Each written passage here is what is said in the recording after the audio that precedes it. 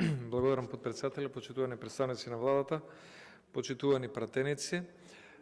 Денес жал ми е што не е присутен министерот за транспорт и врски, тука господин Бочварски, бидејќи очигледно тој во владата нема никаква друга надлежност освен да дели визит картички дека е министер за транспорт и врски. Инако мислам дека не го сметаат ни неговите колеги за министер за транспорт и врски. Тоа го гледаме преку договорот за Бехтеленка, го гледаме преку автопатот неизграден Кичево Охрид, а го гледаме и преку неуспехот во железничкиот сообраќај во Република Македонија. Прво за подсетување за јавноста. Во изминативе 5 години АД Македонски железници смени во изминативе 5 години АД Македонски железници смени 8 директори. Значи 8 директори се сменија во 5 години како кадри на СДСМ на ДУИ. Па потоа влегува нова партија во коалиција, па имавме директор Мајан Весели од Алтернатива. Па излегува Алтернатива, влегува Алијанса, па ајде Алијанса имала некој кој што е бил добар угостител од Врапчиште, председател на огранокот на Алијанса во Врапчиште, па тој го ставија за директор на АД Железници Жулјхарат Демири. Па потоа малку беа директори што именува 8 директори во 5 години, па донесува закон секој директор да добие и заменик директор. Па ајде се постави и заменик директор. Значи, ние гледаме дека со АД Македонски железници управуваат некомпетентни луѓе и не можете да имате никогаш добра стратегија во железничкиот сообраќај и во транспортен и во патнички, ако вие за 5 години смените 8 директори. Тоа е невозможно.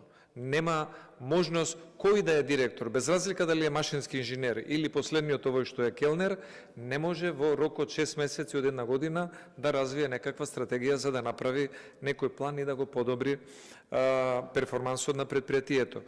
И веројатно ваквото поигрување со АД Македонски железници веројатно е смислено за да може предпријатието дополнително да се деградира, да се зголемуваат долговите, за на крајот кога ќе се случи процесот на либерализација на железничкиот, особено транспортен сообраќај, да може тој кој што ќе дојде и ќе добие лиценца да биде конкурентен, да може навистина од другата страна во државното предпријатие за железници да нема никаков конкурент.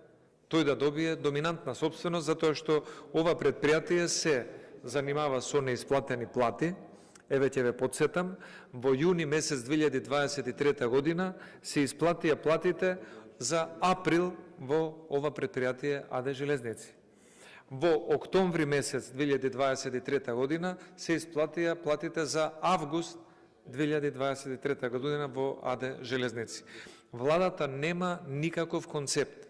И не само тоа, дури имавме и случај во текот на оваа 2023 година, заради долговите кои што секојдневно се креираат во овие предпријатија, ЕВН на ден-два ја исклучи и електричната енергија, па мораше владата да интервенира промптно, да се направи одреден заем, мислам дека беше некаде околу 3 милиони евра, да се префрлат на АД Железници, да се покрие долгот кон ЕВН, за да може предпријатието да не остане со исклучена струја и да може да функционира.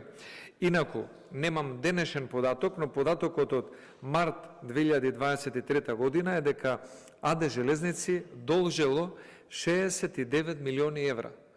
Ова е предпријатие најголем загубар.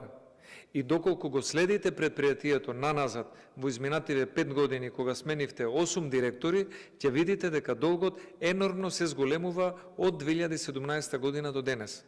Значи, од самото предпријатие правите загубар и со самото покривање на тие загуби, вие не само што го оштетувате буџетот, вие им кратите на луѓето можност тие средства да бидат инвестирани во здравствени проекти, во образовни проекти, во комунални, во локални, во земјоделско, во било какви други, само затоа што заради неспособни раководства креирате предпријатија за губар кое што прави огромни долгови. Тоа што сакам исто да го напоменам, дека во овој период се забележува дека во одете по огласите, разлистајте ги огласите за вработување, тоа добро го знаат во Министерството за транспорт и врски, предпоставувам и во Министерството за финансии, и ќе видите дека во изминативе 5 години најголемите вработувања во АД Железници се однесуваат на вработувања во делот администрација. Таму каде што има најголема превработеност. Наместо да се инвестира во другиот дел, во делот каде што треба да се имаат машиновозачи, во делот каде што треба да има стручни лица кои што ќе бидат оперативни и корисни во железничкиот и транспортен сообраќај, се пренатрупува. Со секое доаѓање на нов директор имаме нова тура на вработување и тоа вработување е претежно во администрација, со тоа се зголемува товарот на расходната страна на предпријатието и предпријатието дополнително тоне и само прашање е на време кога ќе го имаме следниот штрајк. Овде не е прашање дали штрајкот ќе се случи или ќе биде организиран од синдикат, од поединец, од група или од некој друг. Со ваквото работење е само прашање кога ќе биде следниот штрајк, дали ќе се случи во ноември, во декември, во јануари и кога владата повторно од буџетот, значи од даночните обврзници кои што го полнат буџетот, ќе повлече 3, 4 или 5 милиони евра, за да ги покрие платите и расходите кои што таа недомаќински ги прави во изминативе 5 години со сменети 8 директори. Потоа имаме чести или трајни прекини на линии, еве да збориме и за петничкиот сообраќај. Веќе стана, како да кажам, авантура во Македонија да се патува со воз. Па да тргнете со Ориент Експрес на времето што го опишува Агата Кристи во своите романи од Скопје до Битола побрзо ќе се стигнеле, отколку да тргнете денес со воз од АД Македонски железници од Скопје до Битола, ќе се изнапатувате најмалку 10 часа, ако не и повеќе. И мислам дека ако ги додадеме и оние укинати линии Скопје Кочани, Скопје Кичево, каде што нема веќе и такво, би рекол, заради нерентабилност поврзување, тоа дополнително ја усложнува целата ситуација и од овие железнички предпријатија прави предпријатија за подсмев.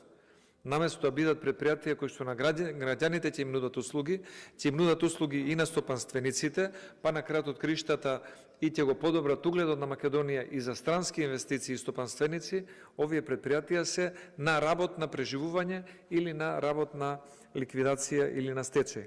И она што беше споменато претходно, и јас само ќе го повторам, главната вест денес во железничкиот сообраќај во Македонија е дека имаме комбиниран железнички сообраќај.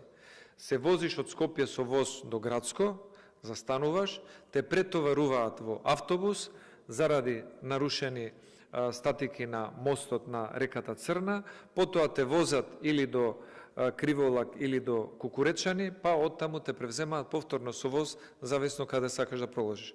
Тоа, значи, по-голема бурлеска од ваквата состојба во АД Македонски железници, во која што ја доведоа СДСМ, ДУИ, Алијанса и кои да се директори што се изменија и заменици директори во изминативе 5 години, до сега во Македонија немало. Ова предпријатие навистина е само едно предпријатие кое што ја покажува вистинската слика на неспособноста на власта. Оваа власт не може на еден човек да му овозможи да патува пристојно со воз од Скопје до Битола, а камоли на стопанственици да им обезбеди подобар транспортен превоз и со тоа Македонија да биде поконкурентна или да ѝ се помогне на економијата. Затоа мислам дека ако нешто може да направат и министерот, и заменикот министер, па и директорот, и заменикот директор, и не знам колку ги има во АД Македонски железници, е да си поднесат оставка. Од морални причини. Ова е најголемото дно кое што досега го има допрено предпријатието АД Железници и не верувам дека со оваа екипа ќе има било што подобро. Благодарам.